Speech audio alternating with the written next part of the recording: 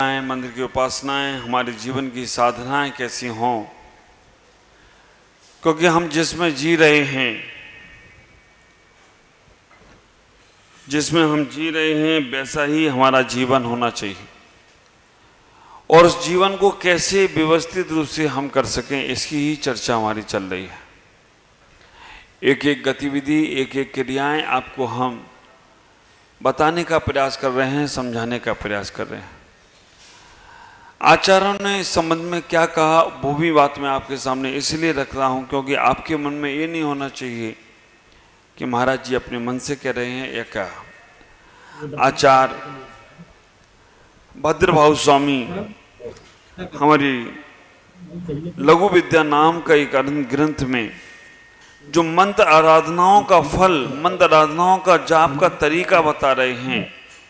आप विचार करके रखना। जैसे कल मैंने आपको एक एक उंगली का फर्क बताया था कि इस उंगली से जाप करने से क्या फल मिलता है। आचार्य कहते हैं अगुष्टेन तो मोक्षार्थ धर्मार्थम तर्जनी भवेत मध्यमा शांतिकम ज्ञेया सिद्धि लावाय नामिका।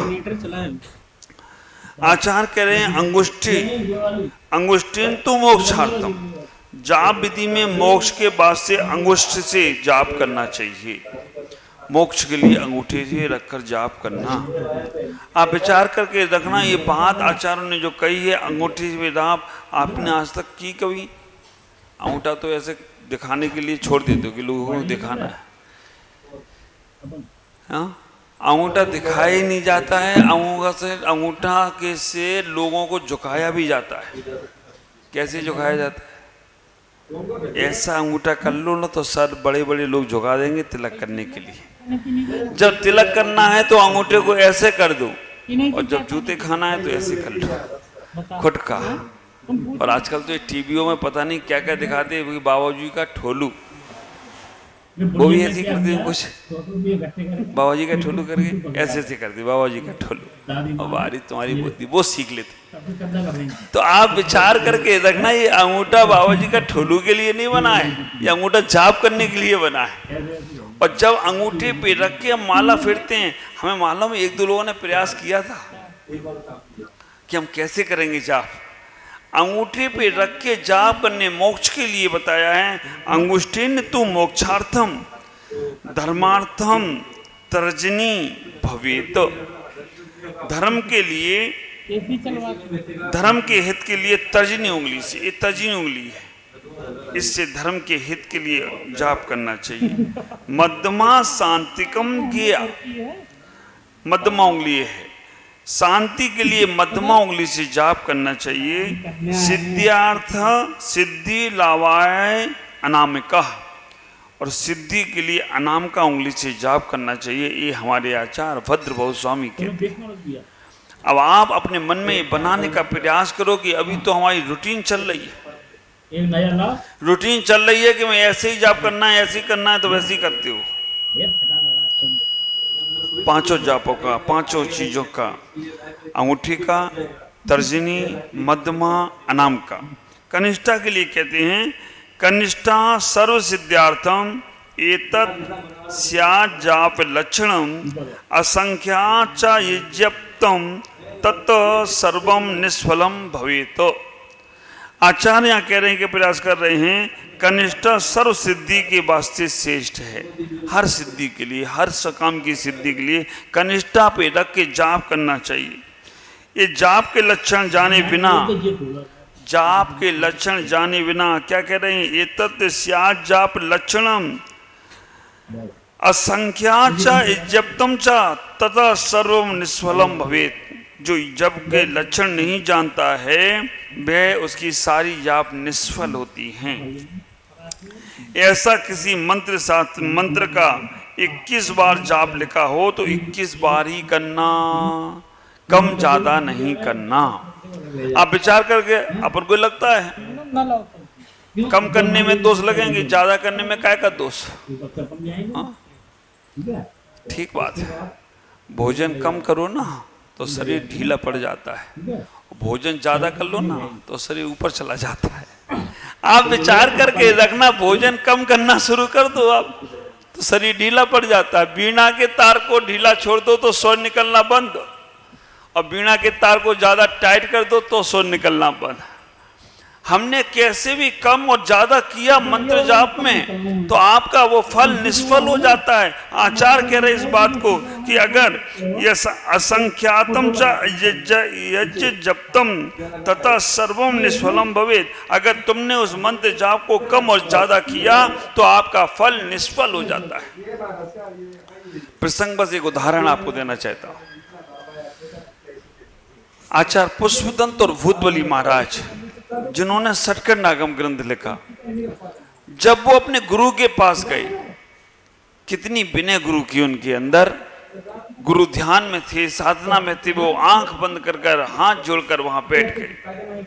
3 दिन बाद गुरु जब उठे और 3 दिन बाद उन्होंने जब वो मंत्र जाप दिया, गुरु ने मंत्र जाप दिया उन्हें कि जाओ इसको पहले सिद्धि कर कर आओ। और जो मंत्र जाप कर कर सिद्धि करने के लिए गए तो एक मंत्र में 1 अक्षर ज्यादा था और एक मंत्र में 1 अक्षर कम था। अब विचार करना, एक अक्षर केवल एक बिंदी से कितना बड़ा फर्क पड़ता है। हाँ, चिंता में से बिंदी हटा दो बस, क्या होगा, है ना? क्या बिंदी तो ढाई थी। आप विचार करके रखना, चिंता में से केवल बिंदी हटाई आपने और बिंदी हटाते क्या हो गया? हाँ, हो गया ना गड़बड़ मामला। अब आप विचार करना, एक प्रेस वाले कभी कभी कितनी गड़बड़ कर देते हैं। लिखा था कि महाराज की महिमा बड़ी न्यारी है। आचार्य विमल सागर के लिए लिख दिया किसी ने कि आचार्य की महिमा बड़ी न्यारी है। अब उस प्रेस में जाकर वो महिमा का जो शब्द था महिमा, हा हट गया, ला बन गया।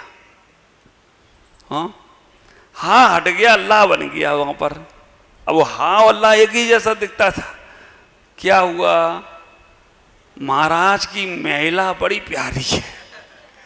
महिमा, महिमा का ला हट गया, मैं ही ला, मां हट गया, मां की जगह ला आ गया। मां ही ला, मां ही मां, मां हटा और ला लगा तो गड़बड़ मामला हो गया। महिला बड़ी प्यारी है। सुनने वाला जो नया आदमी होगा वो क्या, महाराज के पास महिला होती है? तो आप विचार करना, बहुत बहुत उच्चारण का बिल्कुल ध्यान देना। हम थोड़ा लेट हो जाए तो चलेगा, लेकिन पूरा प्रयास ये करो थोड़ा कि हम उसे सही से उच्चारण कर सकें।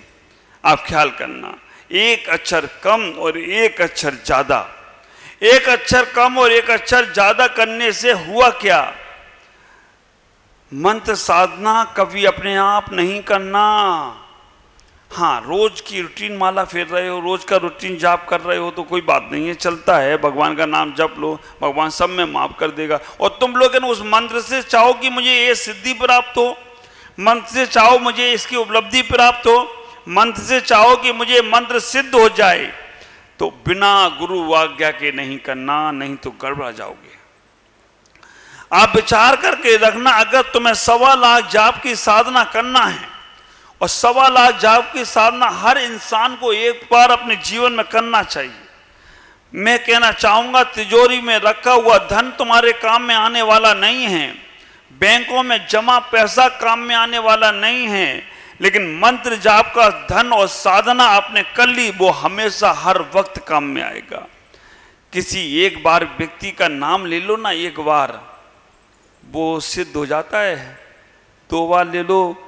कभी कोई व्यक्ति रास्ते में मिल रहा हो ना, और उससे आप ऐसे ए करके बात करोगे, ये कैसे बात करता है, ये करता है, ओ जी, ये भाई साहब, उसको ज्यादा अट्रैक्शन नहीं होता है।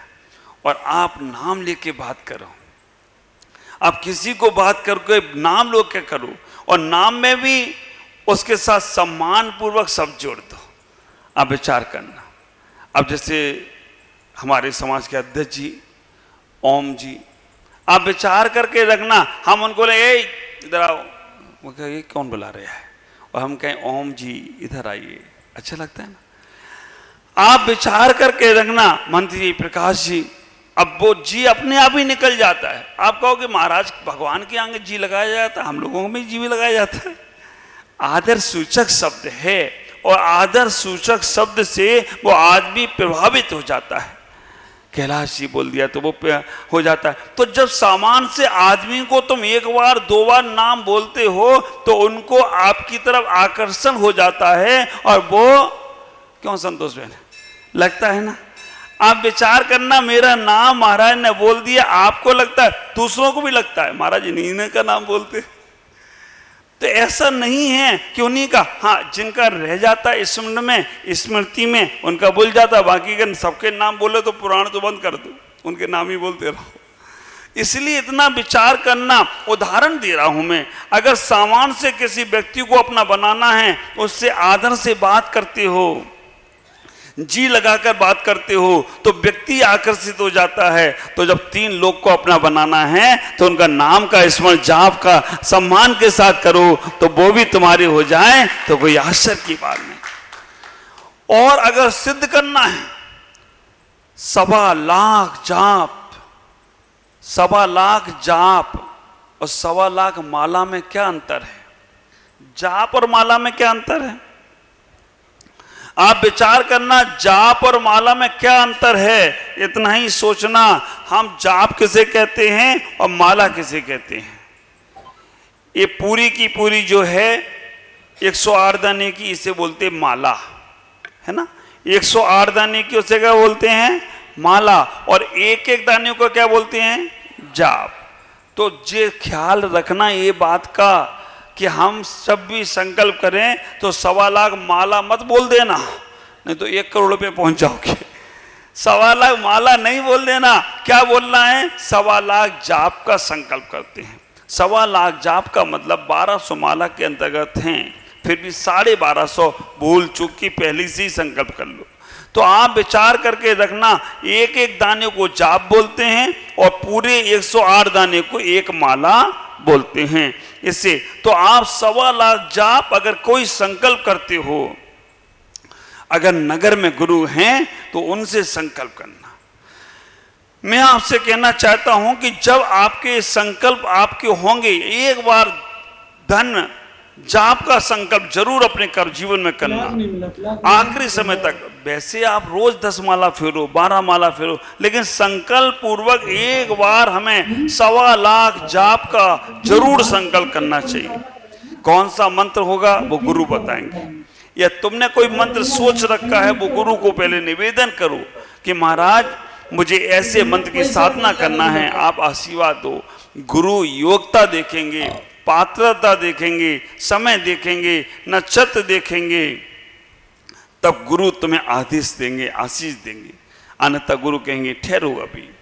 तो ख्याल करना, जाप हम जब करते हैं तो कभी ना कभी अपने जीवन में, कभी ना कभी क्यों, अभी इस चातुर्मास में सबको 1.25 लाख जाप करना है। इस चातुर्मास में सबको, हमारे ऐसे ऐसे भक्त हैं, अब विचार करके रखना। अभी गुरु पूर्णिमा पे आएंगे, 1 साल का संकल्प अभी लेकर जाएंगे, वो वहां से लेकर आएंगे, संकल्प लेकर जाएंगे। और आप सबको गुरु पूर्णिमा पे संकल्प करना है कि महाराज हम 4 महीने के अंदर 1.25 लाख जाप करेंगे। और आपसे मैं कहना चाहता हूं, संकल्प कर लोगे तो जल्दी से जल्दी हो जाएंगे। 4 महीने में ना हो पाए तो उसकी चिंता भी मत करो, वो हम 4 महीने के बाद बताएंगे। नहीं तो अभी से ही सोचने लगते। आदमी मकान बनाता नहीं, उसके पहले सोचने लगता कि सही बनेगा कि नहीं बनेगा। शादी करता नहीं, उसके पहले ही सोच लेता बच्चे होंगे कि नहीं होंगे। आप विचार करके ये सब मत सोचो, आप तो अपना कार्य करो, बाकी का कार्य तो अपने आप होता चला जाएगा। तो 1.25 लाख जाप का संकल्प जरूर बनाना। जाप आचरण ने यहां पर कह दिया कि हम कौन सी, हमें कम ज्यादा नहीं करना है, जितनी है उतनी। और उसके बाद हम जो जाप कर रहे हैं वो प्रायश्चित के रूप में कर रहे हैं। उन्होंने संकल्प कर लिया कि एक कम और एक ज्यादा अक्षर था। आचार्य पुष्प दंत भूतबली ने, मैं मंत्रों का इसलिए बताना चाहता हूं, एक अक्षर कम था, एक ज्यादा था, और उन्होंने संकल्प कर लिया। उनके वो मंत्र जाप से सिद्धि हो गई, क्योंकि गुरु ने दिया था। अपने आप करते रहो तो कुछ होने वाला नहीं। गुरु ने दिया था तो उनको उस मंत्र की सिद्धि हो गई। जिनको एक अक्षर कम वाला मंत्र दिया था उनको एक देवी प्रकट हुई। वो देवी की एक ही आंख थी, उस देवी की एक ही आंख थी और वो प्रकट हो गई। एक आंख वाली देवी, देवी तो छोड़ो, अगर इंसान दिख जाए तुम्हें एक आंख वाला, इंसान तो छोड़ो, अगर नाटक वाला ही दिख जाए एक आंख वाला तो तुम्हें डर लग जाए। कोई चेहरा लगा के आ जाए एक आंख वाला और रात में निकल जाए तो बस तुम तो गड़बड़ा जाओगे। लेकिन वो डटे रहे। एक आंख की देवी आ गई जिसको मंत्र सिद्ध करने में एक अक्षर कम वाला मंत्र दिया था और एक साधु को एक अक्षर ज्यादा वाला मंत्र दिया था। उनको 2 दांत बाहर निकले देवी प्रकट हो गई। और आप विचार करके रखना, उन्होंने गुरु की आज्ञा को, गुरु की सिरउद्धार करते हुए उस मंत्र को, अक्षर को ठीक किया और ठीक करने के बाद उनको सही मंत्र की सिद्धि हुई। और फिर वहां पर जो देवियों का उनको प्रकट हुई वो शाश्वत उनके लेखन कार्य में, पूजन कार्य में आई। एक आंख वाली जिसको देवी प्रकट हुई थी उस देवी ने भी पूजा करी। उनका नाम रखा गया भूत बली महाराज, क्योंकि भूत जैसा चेहरा था। और जिसके दांत बाहर निकले थे वो जिनको प्रकट हुई उनका नाम रखा गया पुष्पदंत महाराज। पुष्पदंत और भूत बली जिन्होंने सठखंड आगम ग्रंथ की रचना की। अब विचार करना, हमें कभी भी बिना गुरु के मंत्र जाप नहीं लेना चाहिए। सामान्य नॉर्मल से जो जाप करते हो करें। आचार्य यहाँ और कहने का प्रयास कर रहे हैं कि हमें कम ज्यादा भी नहीं करना। अंगुल्य गृणी, अंगुल्य अग्रणी यज्जप्यम यज्जप्तम मेरुलंगनी व्याग चित्तीन इज्जप्तम तथा सर्वम निष्फलम भवेत। ये सब चीजें मैंने कल आपको बताई थी, लेकिन हमने श्लोक नहीं सुनाई थी तो हमने सोचा तुम लोगों का आज श्लोक भी बता दूं। अंगुल्य अग्रणी, अंगुल्य अग्रणी का मतलब है आगे वाले पोर पर रख के जाप करते हो। अंगुल के अग्रणी माने आगे वाला पोर, सबसे आगे वाले पोर पर जाप करते हो। ये जपम, ये जपतम मेरु उल्लंघनी, आप माला फिरते फिरते मेरु का उल्लंघन कर जाते हो। ये मेरु है, सुमेरु है, इसको जाप करते करते मेरु का उल्लंघन कर जाते हो। व्याग चित्ते ने, माला जिते जपते मन में व्यागता, मन में क्रूरता, मन में और कोई भाव आ रहा है, ये जपतम तदा सर्वम निष्फलम भवेत, इसका जाप का कोई फल नहीं है। आप विचार करना, अगर आप आगे की उंगली पे रख के जाप करते हो या आप मेरु का उल्लंघन बार बार कर रहे हो या मन में आकुल व्याकुल रोकर जाप कर रहे हो, उस जाप का आपको फल नहीं मिलेगा। करते रहो, इस थाली का उस थाली में, इस माला को हाथ में फेरते रहो, है ना। माला हाथ में मन में फेरी, आप विचार करना कैसे काम चलेगा। आचार्य कह रहे हैं कि जब भी जाप करना है तो मध्य में फेरने का प्रयास करो। माला मध्य में फेरने का प्रयास करेंगे तो उसका हमें फल निश्चित ही व्यवस्थित रूप से मिलेगा। 3 प्रकार से हम मालाओं को फेर सकते हैं। अलग अलग आचार्यों ने बहुत अच्छे तरीके से उस माला जाप का अलग अलग तरीका, कारण, दिन, समय सब बताया। जाप 3 प्रकार से, मानसिक, वाचनिक और कायिक। समझ, मानसिक जाप का सबसे ज्यादा फल है, असंख्यात गुना फल। मन में आप माला ले लिए हैं और माला लेने के बाद मन ही मन में जाप चल रही है, मन ही मन में जाप चल रही है, मुंह भी ओंठ भी नहीं हिल रहे हैं और उच्चारण भी नहीं आ रहा है, मन ही मन में जाप चल रही है, इसका असंख्यात गुना फल है। और जिसमें ओंठ हिल रहे हैं इसको बोलते हैं औष्टिक जाप। केवल ओंठ तो हिल रहे हैं लेकिन शब्द बाहर नहीं आ रहे, उसका मानसिक जाप से कम फल प्राप्त होता है। 3 नंबर की जाप है कायिक।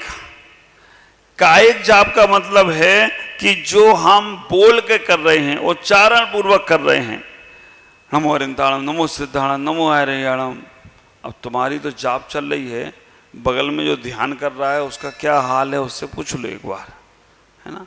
आप विचार करके रखना, आप जोर जोर से बोल बोल के कर रहे हो और बगल में कोई ध्यान करने वाला बैठा है तो आपका उस जाप का फल कब मिलने वाला है। वैसे नमोकार मंत्र का पाठ करो, लेकिन आप अगर माला लेकर आप जोर जोर से बोल रहे हो, बहुत सारे लोग बोलते हैं, तो आप विचार करना उनका फल और कम हो जाता है। तो सबसे ज्यादा फल मानसिक का, और आप कर सकते हो मन ही मन में। कायिक जाप में हाथों की उंगलियों का भी आएगा। अगर आपके हाथ में उंगलियां घूम रही हैं, ये भी कायिक जाप है, उससे हमें अपने फल को कम प्राप्त होगा। आचार्यों ने कह दिया मानसिक जाप सब श्रेष्ठ है। जाप अंगुलियों पर या माला द्वारा करना चाहिए। माला चाहे सूत की हो, स्फटिक, सोना, चांदी या मोती आदि की हो सकती है। तो आचार्य यहाँ मालाओं का पूरा ये विज्ञान आपको दे रहे हैं कि इन मालाओं से हम कुछ भी कर सकते हैं। अगर माला मंत्र जाप हम फेरना शुरू करेंगे तो हमारा जीवन बहुत बहुत अच्छा होगा, बहुत आनंदित होगा।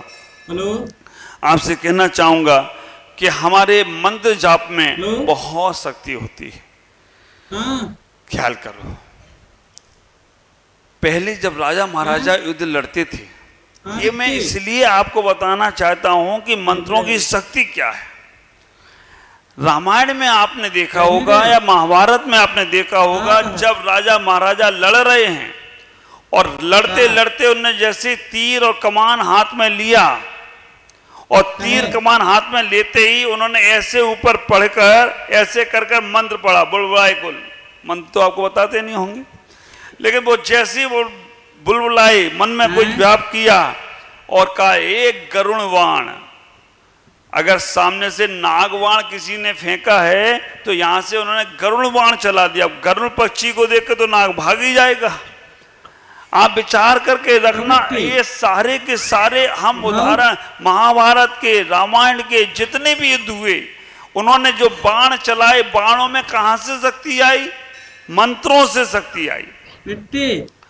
वरुण बाण, गरुण बाण, वर्षा बाण, उन्होंने कहा अग्नि बाण भेजा। उन्होंने इधर से अग्नि बाण फेंका, उन्होंने उधर से कौन सा बाण फेंक दिया? वर्षा बाण, मेघ बाण, पानी बरस गया, अग्नि सारी खत्म। ये सब मंत्रों का आपने देखा है, सुना है, विश्वास नहीं होता है। क्यों नहीं हो पा रहा है? क्योंकि आपको विश्वास पदार्थों पर है, आपको विश्वास लोगों पर है, आपको विश्वास भगवान पे भी कर लोगे, लेकिन भगवान के मंत्रों पे नहीं करोगे। आप ख्याल करके रखना, आपका मंत्रों का प्रभाव इतना ज्यादा पड़ता है, इतना बोलने का बोलना भी एक मंत्र है, बोलने की कला भी एक मंत्र है, जिसको वक्ता की कैसे नहीं बोलते हैं। पहले के राजा महाराजा बड़े बड़े युद्ध लड़ते थे, उनके पास इतने ज्यादा अस्त्र शस्त्र नहीं होते थे। भाई रुक्मिणी विद्या सिद्ध करी रावण ने। जब श्रीपाल निकले व्यापार के लिए, तो उनने जल तारण नाम की विद्या सिद्ध करी। ख्याल करके रखना, हमारे जिनागम में मंत्र शास्त्रों में ऐसे ऐसे उदाहरण आए हैं। एक मुनिराज थे जिनका नाम था विद्याधर। अभी विद्यासागर जी बहुत पहले के विद्याधर, वो कहीं कर्नाटक में बीजापुर में थे।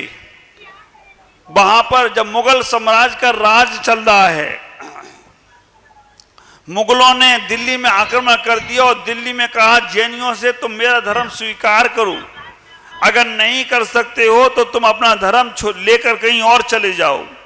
लाल किला मंदिर इतना सुंदर बना हुआ, और वहां पर जब उन्होंने इस प्रकार की बात कर दी कि तुम्हारा धर्म सही है, इसका प्रमाण दो, तुम्हारे धर्म में कोई अतिशय चमत्कार है, इसका प्रमाण दो, नहीं तो तुम हमारे धर्म को स्वीकार करो।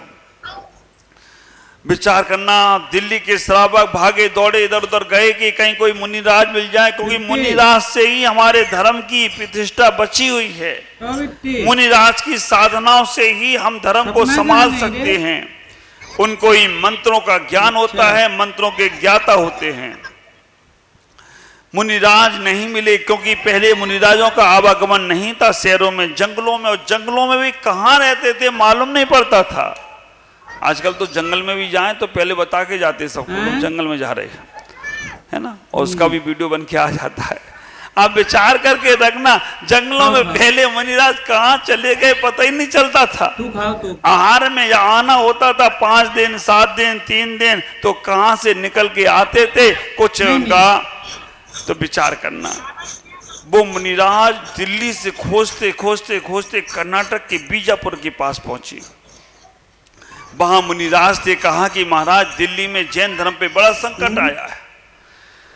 वहां के मुगल राजाओं ने कहा कि जैन धर्म की प्रमाणिकता बताओ या तुम दिल्ली छोड़कर चले जाओ। जैन धर्म तुम्हारा सच्चा है, इसकी प्रमाणिकता क्या है, क्या तुम्हारे पास है? महाराज आप ही इलाज बचाओ, क्योंकि आप अगर रहोगे, आप अगर करोगे तो जैन धर्म बच जाएगा, अन्यथा बचेगा नहीं। उन्हें कितना समय लिया है तुमने? उन्होंने कहा 6 महीने का। ठीक है, मैं दिल्ली आऊंगा, मुगल राज में आऊंगा। आप विचार करके रखना, दिल्ली आऊंगा और मैं उस अपने धर्म की प्रतिष्ठा को बताऊंगा ये धर्म सही है, सच है, क्योंकि यहाँ बहुत कुछ है। 1 महीना हो गया, मुनिराज का वहां से बिहार नहीं हुआ। श्रावक ने कहा चलो महाराज दिल्ली बहुत दूर है। 2 महीने हो गए, 3 महीने हो गए। अब तो वो श्रावक कहने लगे महाराज अब हजारों किलोमीटर दूर आप कैसे पहुंचोगे? सत्य घटानक है, सत्य कथानक है। विचार करना, श्रावक दिल्ली छोड़कर जाने लग गए कि दिल्ली में रहेंगे तो हमें ये मुगल सम्राट कुछ भी कर देगा। धीमे धीमे दिल्ली से श्रावकों का पलायन होने लगा। चलो जहां धर्म होगा वहां जाएंगे, कौन यहां पर मुगल बनेगा, राजा बनेगा, मुस्लिम बनेगा। धीमे धीमे करके 4 महीने हो गए। जो श्रावक महाराज के पास आए थे वो महाराज से बोले अब महाराज अब आप भी नहीं पहुंच सकते हो और हमें अब दिल्ली छोड़ना ही पड़ेगा। महाराज ने कहा चलेंगे, चिंता क्यों करते हो? आप विचार करना, 5 महीने हो गए, आधे से ज्यादा दिल्ली से जैन श्रावक जैन लोग पलायन कर गए। जो लोग बचे थे सब लोगों ने आकर महाराज से कहा महाराज मुझे मरना स्वीकार नहीं है, मैं दीक्षा लेकर कल्याण करूंगा, लेकिन मैं अब दिल्ली में नहीं रह सकता हूं। काफी लोग महाराज के पास पहुंचे, कहा महाराज मुझे दीक्षा दो, मैं अपने जीवन में कल्याण करूं। उन्होंने कहा कि अभी समय आने दो। 6 महीने पूरे होने वाले थे, तब भी महाराज से पूछा महाराज अब क्या होगा? कल लास्ट दिन है और बस कल दिल्ली में हमारा लाल मंदिर हो या हमारे जैन मंदिर हो, सब पे कब्जा हो जाएगा, हमारी जैन धर्म की प्रतिष्ठा खत्म हो जाएगी। जैन श्रावकों ने अगर मुस्लिम धर्म स्वीकार नहीं किया तो उनको मार दिया जाएगा। महाराज ने कहा चलेंगे। 6 महीने बाद भी बोले चलेंगे। वो कह रहे महाराज शायद महाराज नहीं लग रहे, महाराज ने खाली कपड़े छोड़ दिए और कुछ नहीं है। रात महाराज ने सब श्रावकों को बोला आज सब लोग मेरे साथ इस शिला पर ही सोना। आप विचार करके रखना, सत्य घटानक है, इस लघु विद्या अनुवाद में आया है, और जिनको इन मंत्रों पे विश्वास होगा वो इस कथानक को बिल्कुल सही मानेंगे, और जिनको नहीं मालूम है तो वो तो ठीक है। आप विचार करना, लास्ट दिन कल सुबह मुगल राज में पहुंचना है, जैनों को अपना सबूत देना है, जैनों को बताना है कि हमारे धर्म में क्या प्रभावना है। रात को जब सब लोग श्रावक मुनिराज के साथ उस शिला पर सोए, प्रातः काल रात को सोए कहाँ होंगे, आखिरी रात थी उनकी, कल तो पता नहीं हमारा धर्म कर्म सब खत्म होने वाला था। रात को जब वो शिला पर सोए और सुबह जब देखते हैं तो दिल्ली के राजा के महल में, मुगल के महल में शिला सहित सब एक साथ पहुंच गए, और वहां पर जैन धर्म की जय जयकार होने लग गई हो, जैन धर्म का जय जयकार गूंज गई हो। वो श्रावकों के चेहरों पर कितनी प्रसन्नता। आप विचार करके रखना, 6 महीने के आखिरी दिन वो महाराज आखिरी दिन तक बोलते रहे कि हाँ ऐसा ही होगा। मुनि अन्यथावादी नहीं होते हैं। विचार करना, मुनि अन्यथावादी नहीं होते हैं। मुनि तो जो होते हैं, जो कह देते हैं वो बिल्कुल सही और बिल्कुल परफेक्ट होता है, बस विश्वास करने की जरूरत है। जब महल में पहुंचे, मुझे लिखकर भेज देना। महल में मुस्लिम संप्रदाय के लोग भी थे। उन्होंने महाराज के कमंडल में मछली पैदा कर दी। मंत्र तत्व तो उन्हें भी मालूम है। आप विचार करके रखना, मंत्र शास्त्र का ज्ञान हर ग्रंथों में है। उन्होंने महाराज के कमंडल में मछली उत्पन्न कर दी। महाराज को भी मालूम था ये गड़बड़ करने वाले हैं। उन्होंने कहा कि महाराज ये दिगंबर साधु जो हैं ये अपने कमंडल में मछली रखते हैं। उनके पुरोहितों ने कहा, और ये मछली रखते हैं, जब भूख लगती है तो उसे निकाल के खा लेते हैं। ये काय के अहिंसक है, ये क्या चीजें हैं। उस सामने वाले को बड़ा विश्वास था कि मैंने मछली पैदा कर दी तो मछली निकलेगी। मुनिराज से कहा कि क्या ये बात सही है? उन्होंने कहा ना, हमारे कमंडल में एक भी मछली नहीं है। हमारे कमंडलों में तो फूल निकलेंगे, क्योंकि मंत्र को काटना है तो जो उसका असर होगा वो तो रहेगा ही रहेगा ना। मुनिराज ने मंत्र साधना से सारे कमंडल को जब उल्टा किया गया तो कमंडल में मछली जगह फूल निकल रहे हो तो कोई आश्चर्य की बात। विचार करना, इसी ग्रंथ का पहला पेज ऊपर का यही था कि मछली की जगह वहां से फूल निकलने लग गए। आप विचार करना, जैन धर्म की जय जयकार होने लगी। बहुत वाद विवाद हुआ, बहुत सारी चीजें हुई। उस वक्त हमारा जैन धर्म बचा क्योंकि हमारे पास मंत्र शास्त्र था। और अगर ये मंत्र शास्त्र हमारे पास से खत्म हो जाए ना तो हमारे पास कुछ नहीं बचेगा। 84 लाख मंत्रों का दाता नमोकार मंत्र है, उसकी कैसे साधना करना है आज नहीं फिर बताएंगे। आप इतना ही सोचना, क्योंकि 7 बजे आप तो ऐसे बैठे जैसे कोई काम धाम नहीं है अभी आप, लेकिन मैं आपको जगाना चाहता हूं ललित भाई। ये सब चीजें आपके जीवन में आने वाली हैं। मैं चाहता हूं कि जो तुम कर रहे हो बिल्कुल परफेक्ट करो, जान जाओ। करने का मन तो तब होगा जब सिद्धाएं अपनी और होंगी और समय लगाओगे तब। तो आप विचार करना, इन मंत्रों से कुछ भी हो सकता है। हमारे पहले के राजा महाराजा मंत्रों से बड़े बड़े महायुद्ध जीत लेते थे। तुम्हें तो कर्मों से लड़के जीतना है, कर्मों से युद्ध जीतना है, कर्मों से युद्ध को जीतने का प्रयास करना है। एक अंतिम उदाहरण दे के मैं अपनी बात पूरी कर रहा हूं। पहले राजा महाराजा युद्ध लड़ते थे। एक सामान सा जोक है। एक रामलीला में हुआ क्या, जो रावण बना था उसको 3 बार की रामलीला में पैसा नहीं मिला। कोई बात नहीं, तो राम बार बार कहता था, हे रावण ये ले गरुण बाण। वो बाण फेंकता था, रावण को लगता था, रावण बाण लेता था और तोड़ देता था और हंसता था हा करके। राम ने देखा मेरे सारे बाण खत्म हो गए और ये मर ही नहीं रहा रावण, एक बाण रह गया। रामलीला का समय, अब रावण नहीं मरे तो फिर दहन कैसे होगा। राम ने आयोजक लोगों को बुलाया कि भाई ये तुम्हारा रावण मर नहीं रहा है, मेरे सारे तीर खत्म हो गए, एक ही तीर बचा है और ये रावण मर नहीं रहा है। और रावण बार बार करे हाँ। रावण को पैसा नहीं मिला था 3 बार से, तो वो के पैसा 3 बार का चाहिए तब मरूंगा मैं। तो अब क्या करोगे? आप विचार करके रखना।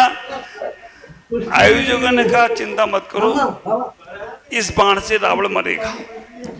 आयोजकों ने 500 के नोट निकाले, 10,000 और कहा इस पे तीर के आगे ये लगाओ और आप बोलो ये रोकड़ा बाण है, इससे रावण क्या, रावण का बाप भी मरेगा।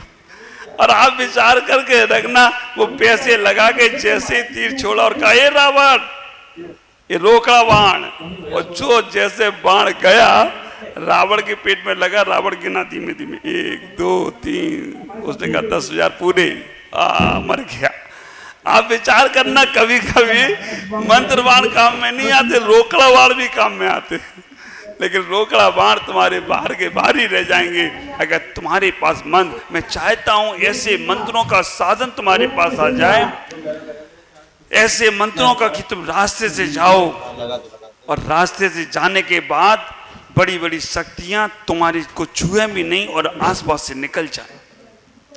हैं, योग्यता है तुम्हारे पास, पात्रता है तुम्हारे पास, बस तुम्हारी श्रद्धाओं को वेरीफाई करना है, तुम्हारे मन को वेनवास करना है। तुम्हारे मन में लग गया है हम बीमार पड़ेंगे तो दवाई से ही हम ठीक होंगे और किसी से होंगे ही नहीं।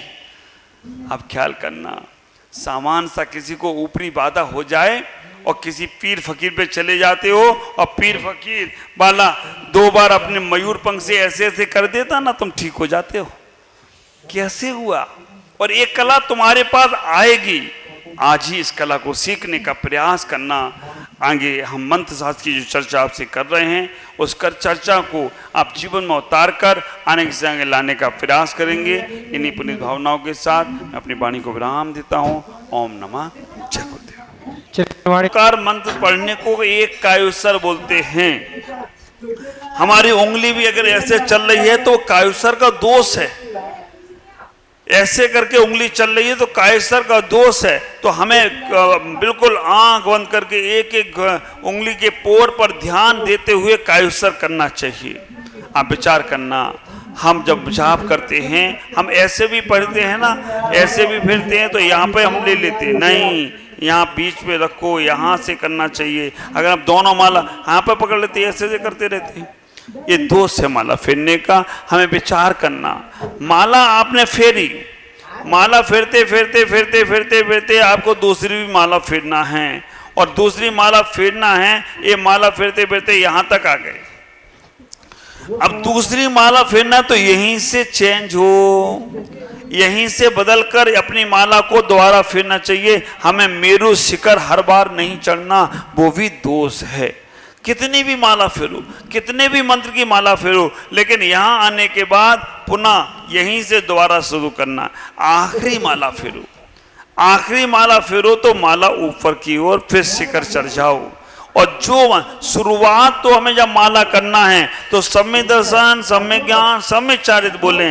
आखिरी में जो जाप का मंत्र कर रहे हो उसी मंत्र को पढ़ते पढ़ते शिखर पे चढ़ जाना चाहिए। ये मेरू है, अब विचार करके रखना, इस मेरू पे हमें चढ़ जाना चाहिए।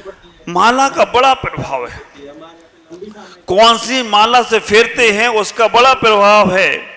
कौन सी माला, हाथ से माला फेरने का प्रभाव आचार्यों ने कहा है, भद्रभाऊ स्वामी ने कहा है, लघु विद्या अनुवाद ग्रंथ में कहा गया, हाथों की उंगलियों पर जाप करने से 10 गुना फल मिलता है।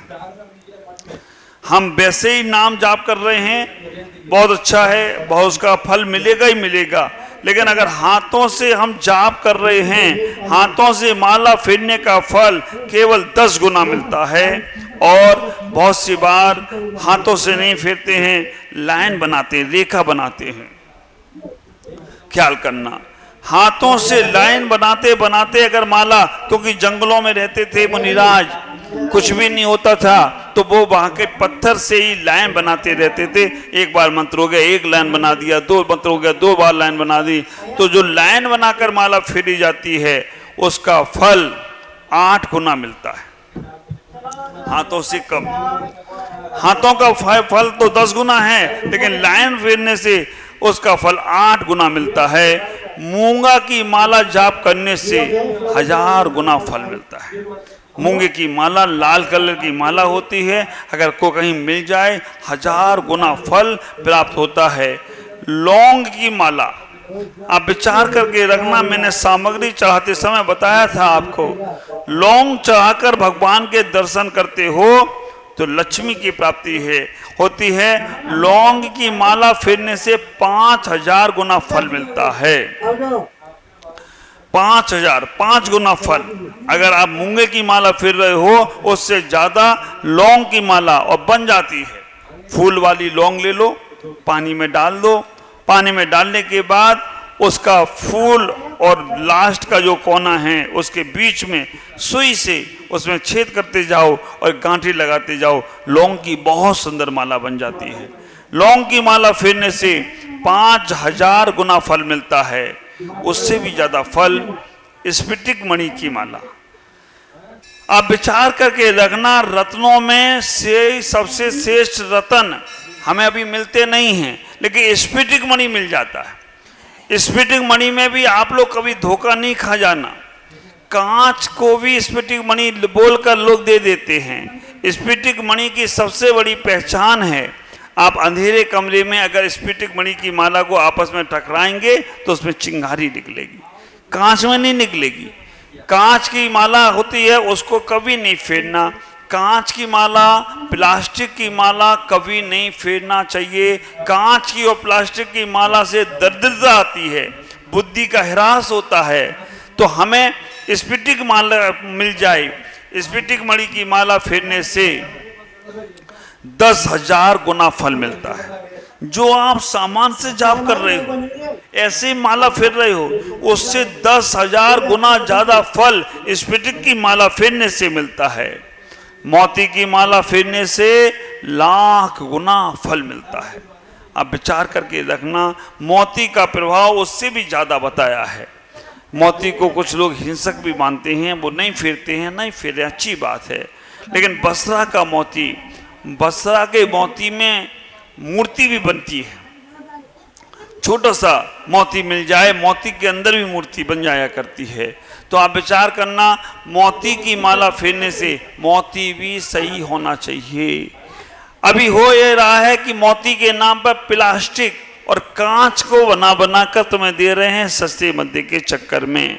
तो हम मोती की माला फेरते हैं तो उसका कहते हैं कि मोती की माला फेरने से लाख गुना फल मिलता है। कमल गट्टे की माला, आप विचार करके रखना, कमल गट्टा आता है, आजकल मंदिर में चढ़ता नहीं है, पहले चढ़ता था। गड़बड़ हो जाती थी, वो चढ़ता था तो समझ में नहीं आता कि कमल गट्टा है या और कुछ है। लेकिन कमल गट्टे की माला फेरने से 10 लाख गुना फल प्राप्त होता है। कमल गट्टे की माला, उसकी भी माला ऐसे ही बनती है। कमल गट्टा आता है नदी में, जो कमल का फूल होता है उसी से कमल गट्टा निकलता है और कमल गट्टे का ही मखाना बनता है। अब विचार करना, कमल गट्टे की माला फेरने से 10 लाख गुना फल मिलता है और उससे भी ज्यादा फल चांदी की माला, ये तो मिल जाएगी महाराज। चांदी की माला फेरने से 1 करोड़ गुना, 1 करोड़ गुना फल मिलता है। लेकिन चांदी की माला पोली नहीं होना चाहिए। हैं? अब इतनी ऐसी ऐसी चांदी, और चांदी की माला में भी नकली आने लग गई। नकली में क्या करते हैं, वो चांदी का पतरा लगा देते हैं ऊपर से और फेरते फेरते मालूम पड़ा कि रंग का माला कलर बदल गई। क्या हुआ? चमत्कार महाराज, चांदी की माला सोने की हो गई है, कलर बदल गई है। ख्याल करके रखना, पोला माला नहीं हो, ठोस होना चाहिए। ठोस दाना आपको मालूम पड़ेगा, कंठी की माला जिसे बोलते हैं। तो चांदी की माला आजकल बाजारों में मिल जाती हैं 100, 200, 500, 1000 रुपए में, लेकिन वो सब पोला होती हैं। ठोस बोलो उससे कि महाराज हमें ठोस चाहिए दाना, भले छोटा दाना बनवाओ। ठोस माला का प्रभाव ठोस पड़ेगा और पोला माला का प्रभाव पोला। हमारे भगवान कभी पोले में नहीं बैठते हैं, ठोस में बैठते हैं। तो हमें जाप भी हमें ठोस दाने की करना चाहिए। चांदी की माला के बाद और आगे बढ़ते हैं, हीरा, पन्ना, पुखराज, माणिक आदि रत्नों की माला फेरने से 10 करोड़ गुना फल प्राप्त होता है। और सबसे ज्यादा फल आप विचार करके रखना, सबसे ज्यादा फल सोने की माला का रहता है, अनंत अनंत गुना। और ये मैंने प्रैक्टिकल करके देखा है। जब कभी भी कोई बड़ा काम हो, आप उस काम के लिए जा रहे हो, तो सोने की माला फेर कर और फेर कर गले में डालकर चले जाओ, आपका काम बिल्कुल होगा, निश्चित ही होगा।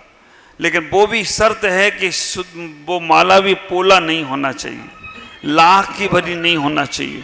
सोने की माला भी ठोस होना चाहिए। वजन भले ही 20 ग्राम की जगह 50 ग्राम हो, लेकिन वो माला भी ठोस होना चाहिए। सोने की माला फेरने से लाख गुना, अनंत गुना फल हमें प्राप्त होता है। आचार्यों ने सबके बाद एक बात और लिख दी है, सारी मालाओं का फल कब प्राप्त होगा? जब तुम्हारे भाव विशुद्ध होंगे तब। नहीं तो माला बनाई काठ की, जामे डाला सूत, माला बेचारी क्या करे, फेरन वाला कपूत। आप विचार करके रखना, माला कब प्रभावकारी होगी? जब तुम्हारे भाव विशुद्ध होंगे। बोला महाराज सोने की माला फेरते हैं तो लोग हमें ही देखते रहते हैं कि सोने की माला फेर रहा है, और हमारा भी मन सोने की माला में लगा रहता है। क्यों? महाराज कहीं चली ना जाए, कल चली ना जाए, कहीं कोई ले ना जाए। तो मैंने कहा चलो अच्छा है, कम से कम माले में तो लगा है, माल में तो नहीं लगा है। आप विचार करके रखना, ये जिनागम का एक कथानक है। और आप देखना, जहां जहां हम भगवान की स्थापना करते हैं तो नीचे सोना रखते हैं। सोना इसलिए रखते हैं कि स्वाभिमान वहां पर सोने से और वैभव बढ़ना चाहिए। और आज अगर तिरुपति बालाजी को जाकर देखते हो तो इतना सोना आता है, इतना सोना चढ़ाया जाता है, वो भगवान का वैभव अपने आप बढ़ने लग गया। विचार करके रखना, शिरडी साईं बाबा को देखो, उनने केवल सोने का मुकुट लगाया किसी भक्त ने, और आज वो सोने का मुकुट, सोना का सिंहासन और पूरा मंदिर सोने जैसा बन रहा हो। तो आप विचार करना, बेलूर में जाओ, गोल्डन टेम्पल है, पूरा मंदिर 2000 किलो सोने का बना है। लोग लाइन लगा के दर्शन करने का प्रयास करते हैं। मैं आपसे कहूंगा, अगर आप राजा महाराजाओं के खानदान के हैं तो श्रेष्ठ वस्तु से ही पूजा करो, अच्छी वस्तुओं से ही सेवा करो भगवान की। हमें इतना ही विचार करके रखना है। हमारे मंदिरों में आजकल बोल नहीं सकते हैं, लेकिन हमारे मंदिरों में श्रेष्ठ धातु की मूर्तियां जरूर होना चाहिए, सुरक्षा के साथ होना चाहिए। हमारी सुरक्षा के साथ हम उनको रखें और व्यवस्थित बनाएं। उनके दर्शन से बहुत बहुत पुण्य की प्राप्ति होती है। आप विचार करना, हम इन मालाओं को अगर अपने जीवन में, बहुत सारे जीवन हैं, एक जेवर हटा के सोने की माला अगर हर कोई व्यक्ति बना सके तो जरूर बनाए, नहीं तो चांदी की माला तो जरूर आप फेरने का प्रयास करो। धागे आदि की मालाएं तो भी जरूरी है, हम जैसे साधुओं के लिए वो भी जरूरी है, लेकिन आप विचार करना, आपके पास तो सब संपन्नता है, आप कर सकते हो, और माला फेरने का प्रयास करो। माला फेर कर हम गले में भी डाल सकते हैं। माला को कौन से समय पे करना चाहिए, कैसे समय पे करना चाहिए, और किस कार्य की सिद्धि के लिए कौन सी माला फेरना चाहिए, मैं आपसे इतना ही कहना चाहूँगा। मन को पवित्र करें, मन को विशुद्ध करें, मन को अच्छा भाव बनाएं, मन के परिणाम अच्छे रखें, तो माला तुम्हारी और गुरु नाम प्रभु नाम जपने से उतना पुण्य का अर्जन होता है। जब हम सामान से किसी व्यक्ति से मिलते हैं और वो व्यक्ति से कभी किसी बड़े आदमी का नाम ले लेते हैं तो हमारा रिस्पेक्ट बढ़ जाता है, हमारा आदर बढ़ जाता है। आप विचार करके रखना, आप रास्ते से जा रहे हो, कोई गलत प्रवृत्ति का व्यक्ति मिल भी जाए और हमने उसके सामने कोई अच्छा एसपी, कलेक्टर, डीएसपी या नेता का नाम ले लिया तो सामने वाला हॉपलेस हो जाता है, सामने वाला कमजोर पड़ जाता है, सामने वाला सोचता है इसका संपर्क बड़े आदमियों से है, तो वो अपना गड़बड़ मामला छोड़ देता है। आप विचार करके रखना, गुंडा आदमी मिल जाए तो उसे पुलिस का नाम मालूम पड़ जाए तो वो गुंडा आदमी गुंडगाई छोड़ देता है। पुलिस वाले को अपने बड़े ऑफिसर का नाम मालूम पड़ जाए कि भाई इनसे उनका संबंध है तो वो भी छोड़ देता है। और बड़े ऑफिसरों को अगर नेताओं का नाम मालूम पड़ जाए तो वो अपने ऑफिसर भी अपने गलत कारनामे को छोड़ने का प्रयास करते हैं। विचार करना, तो जब तुम्हारा संपर्क भगवान के नाम से हो जाएगा और आपने भगवान का नाम, जब कभी कोई गलत कार्य हो रहा है, संकट आ रहा है, कोई कर्म तुम्हें परेशान कर रहा है और आपने भगवान का नाम लेना शुरू किया तो वो कर्म भागने लग जाए तो कोई आश्चर्य की बात नहीं होगी। सामान्य सा उदाहरण मैं इसलिए देता हूं कि वो जल्दी तुम्हारे दिमाग में बैठ जाए। तो आप इतना ही विचार करना, कभी भी कोई भी कितना भी संकट आए, हमें भगवान के नाम का स्मरण छोड़ना नहीं। हमें इतना ही विचार करके रखना, जब भी हमें खाली समय मिलता है हम भगवान के नाम का स्मरण जरूर करें, हम उन परमात्मा के नाम का स्मरण जरूर करें, माला को व्यवस्थित रूप से करने का प्रयास करें। हम अपने जीवन में उस पुण्य को अर्जन जरूर करने का प्रयास करें, लेकिन ऐसा नहीं करना एक हाथ में माला और एक हाथ में माल, है ना। कई बार ऐसा होता है कि आप मंदिर में बैठ जाएं तो ऐसे ऐसे हिसाब ऐसे करते रहते हैं, लोग सोचते हैं कि जाप भी चल रही है, तुम्हारा हिसाब भी बन रहा है। नहीं, हमें अपने जीवन में उस माला के माध्यम से पुण्य को अर्जन करना है और उस पुण्य को बढ़ाने का प्रयास करना है, तभी तुम्हारा जीवन सार्थक होता चला जाएगा। मैं आज आपसे इतना ही कहूँगा। शेष चर्चा माला के संबंध में और भी है। क्यों?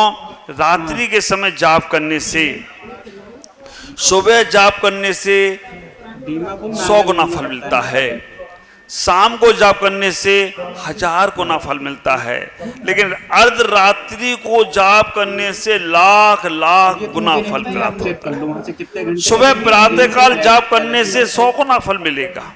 सुबह का समय तो ध्यान का समय है, सुबह के समय ध्यान करने का प्रयास करो। शाम के समय जाप करने से 1000 गुना फल मिलता है, लेकिन अर्धरात्रि के समय सभी देवी देवताओं का जागरण का समय होता है। अर्धरात्रि के समय जाप करने से लाख लाख गुना फल हमें प्राप्त होता है। ये सब आप बात अपने दिमाग में रखें, जिससे आपके जीवन में और पुण्य की प्राप्ति होती चली जाए। आज इतना ही। ओम नमः। कोई लोटा दे ले। वही कर म्हणजे मोदी हाँ 94 94 74